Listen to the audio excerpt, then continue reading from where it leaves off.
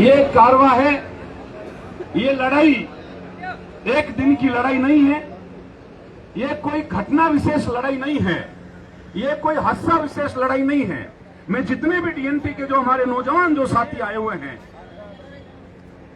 रायका, रेवाड़ी और देवासी समाज के अलावे और जो हमारी जो जातियां हैं, मैं उन जातियों के युवाओं को कहना चाहता हूं कि ये लड़ाई अपनी एक सूती हुई कौम है, एक जिंदा मुर्दा लाश है, और ये जिंदा मुर्दा लाश को एक जीवत सर्टिफिकेट देना और ये संजीवनी बूटी पीने का ये आंदोलन है, और इस संजीवनी बूटी को हम सभी लोगों को पीना पड़ेगा।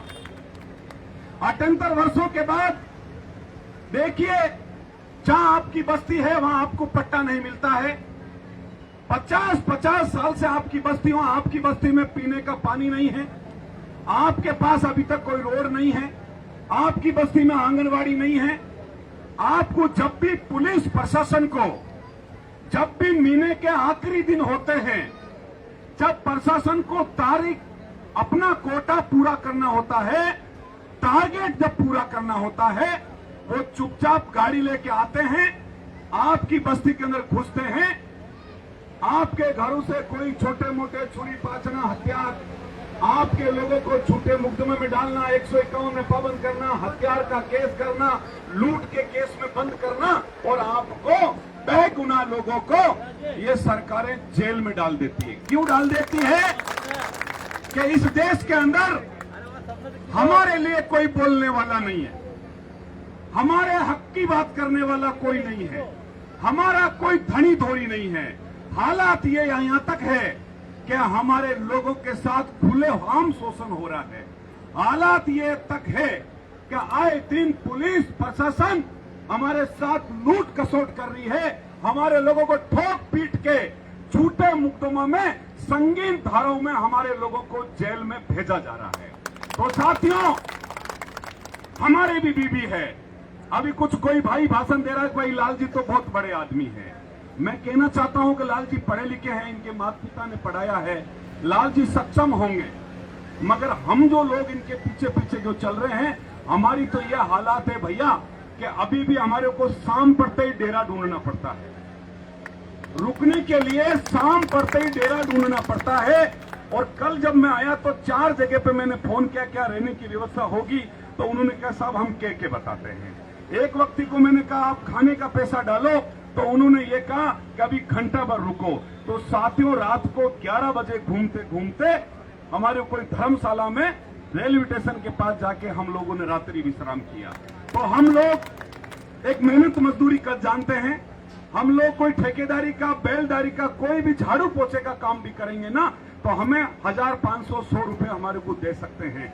मगर हमारे दिल के अंदर वो ज्वाला जगी है कि ये घुमंतु जातियों की क्रांति चल रही है, डीएनटी जातियों के लिए एक आजादी का महासंग्राम चल रहा है, और इस आजादी की लड़ाई के अंदर हम लोगों ने हमारी उपस्थिति दर्ज नहीं कराई और हमारी सोई हुई जाति को हमने जगाने का काम नहीं किया, तो हमारी जो औलादे होगी वो हमें गालियां काटेगी और वो हमारे मुंह पे थूकेगी कि जब इस देश के अंदर लाल सिंह जी जैसे लोग एक गांधी बनकर लड़ाई लड़ रहे थे, मगर उस टाइम में पापा, दादा, नाना तुम कहां सो रहे थे। तो साथियों, मेरा यही कहना है, आज ये आंदोलन कोटा में है, कल झालावाड़ में है, परसों बारा में है। जितने भी डीएनटी समाज के लोग हैं, हमें केवल नेता बन के नहीं आना है, हमारी महिलाओं को लाना है, नौजवान बच्चों को भी लाना है। हम सब लोगों को घर घर जाके समझाना पड़ेगा, ये एक आंदोलन है, ये धीरे धीरे राजस्थान में घूमता घूमता एक ये विकराल रूप कब लेगा? आने वाली 1 जुलाई को आप लोगों को सिपरा पथ पे हजारों नहीं, लाखों नहीं, 5 लाखों की संख्या में आप उपस्थिति दर्ज कराओगे, तब जाके ये आपकी मानी जाएगी और आप लोगों को अपना मान, सम्मान और हक मिला जाएगा। जो इस देश के नेता, जो इन देश के पार्टी को जो चला रहे, जो इस देश में बड़े पदों पे जो अफसर बैठे और जो इस देश के अंदर बड़े पदों पे जो पुलिस वाले लोग बैठे हैं, वो हर बार आपका खून पी के, आपका हक मार के, आपका अधिकार मार के वो लोग राज कर रहे हैं। उनके पेट में बड़ा दर्द होता है, वो कतई नहीं चाहता कि कालबेलिया बराबर बैठे, वो कतई नहीं चाहता कि एक कोई मीरासी बराबर बैठ के बात करे। वो कतई नहीं चाहता कि बागड़िया भी हमारे साथ आंख में हाथ डाल के बात करें। तो साथियों, आप लोगों को इस देश की सरकारें, इन देश की जो ब्यूरोक्रेसी है वो आपको इंसान नहीं समझती है, आपको जानवर से भी आपको विरत समझती है। एक कुत्ता मर जाता है, एक कोई जानवर मर जाता है, उनके लिए जमीन आरक्षित हो जाएगी। आपके तो लोग भी मर रहे हैं, उनके लिए भी 2 गज जमीन आपके भाग्य में उपलब्ध नहीं है।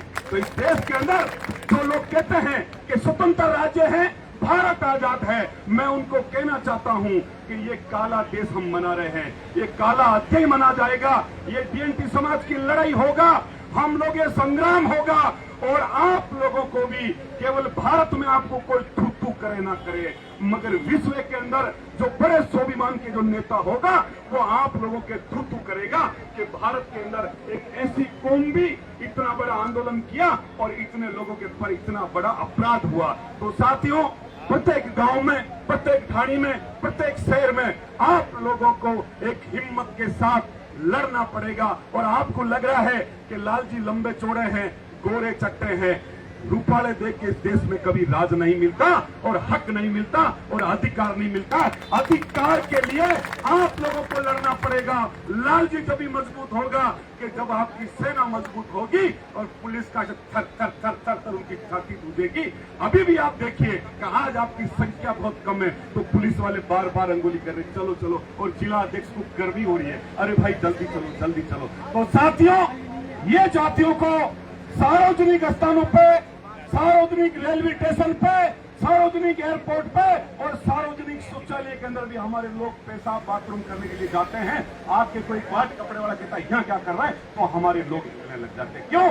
क्या हमारी वो कौम है जिसने अंग्रेजों को तो जबरदस्त छुपा दिया, अंग्रेजों की तो हालत खराब करके छोड़ दी, मगर इस लोकतंत्र के अंदर ये काले जो अंग्रेज है इनको हमने गिरबान पकड़कर और हम लोगों ने इसको बराबर नहीं बताया। तो साथियों, चिंता नहीं करें, 1 जुलाई नहीं, आने वाले कई दिनों तक आंदोलन करना पड़े, भूखे रहना पड़े, बारिश में बैठना पड़े, ठंड में बैठना पड़े, बच्चों के साथ बैठना पड़े, महिलाओं के साथ बैठना पड़े, अर्धनंगे कपड़ों के साथ बैठना पड़े, पुलिस की गोली के सामने बैठना पड़े, जेल में बैठना पड़े, डंडा खाना पड़े, आंसू गैस के गोले खाने पड़े, पर इस बार छोड़ने वाले हम लोग नहीं है।